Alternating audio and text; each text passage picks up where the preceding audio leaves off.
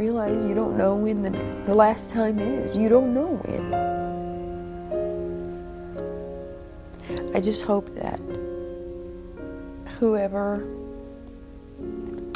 whatever police officer sees this knows that the decisions that they make not just affect their own lives, but affect their families and everyone around them. I used to have a son that was a police officer. I used to. And he was a great police officer. He was a good man. But he's not here anymore.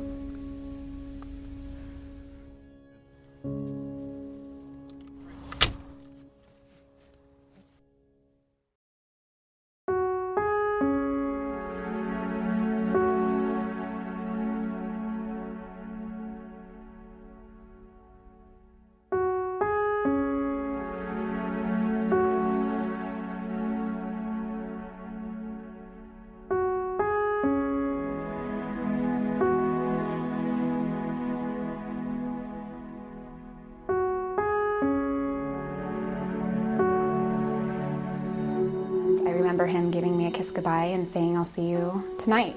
And it was just another day.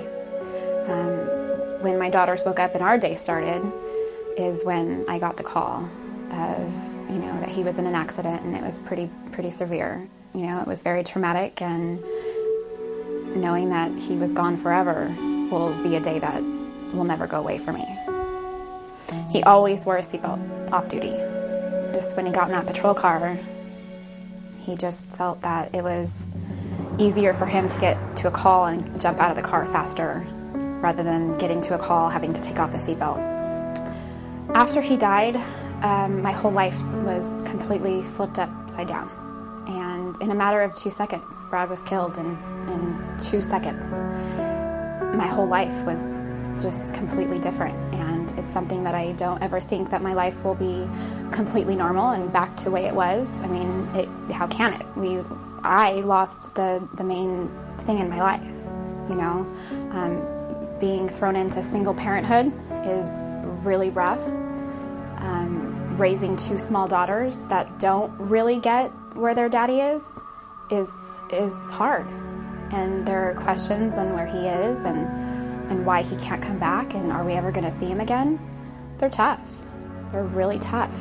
But I promised Brad in the hospital that every single day I would tell his daughters how much he loved them, and I promised him that I will raise them as if he were here.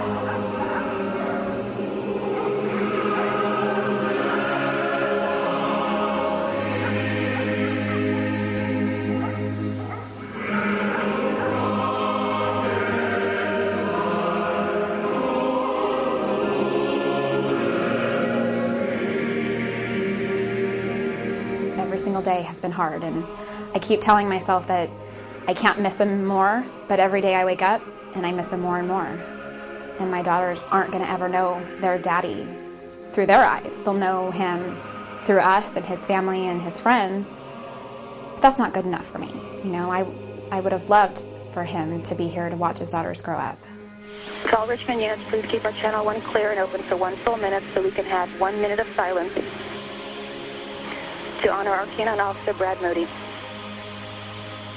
The time will start now. It's 02:46. Continuing, it's now 02:47. Our minute has passed.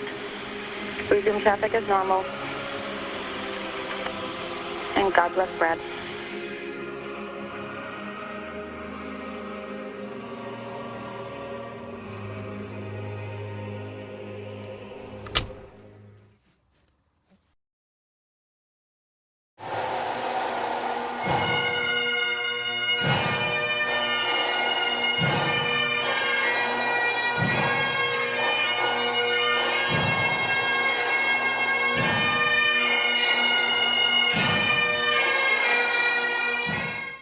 As I walked into that room, it was like being in a bad dream and unable to wake up.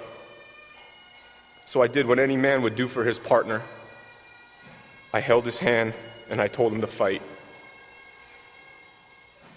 At 1:31 a.m. on October 8th, my brother took his final breath. I wrapped my arms around his shoulder and bicep, and I whispered the words, "I love you, my friend."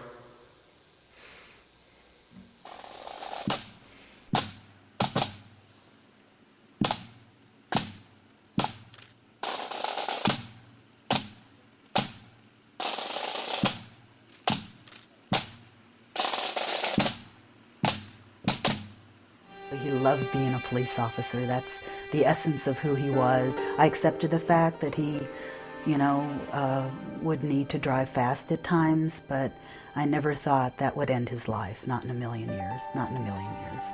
Putting a seatbelt on, such a simple thing. Such a simple thing. And it only takes a split second to unbuckle it when you have to get out and do what you need to do. If I just could have been there to just buckle a seatbelt for him or tell him to slow down a little bit. In a lot of ways, it was just surreal. I had to keep telling myself, this is really real. I am really making funeral arrangements for my 30-year-old son, and this is not how it should be, ever, ever. And if I could talk to each and every one of them, I'd say, put your seatbelt on. In honor of my son, put your seatbelt on.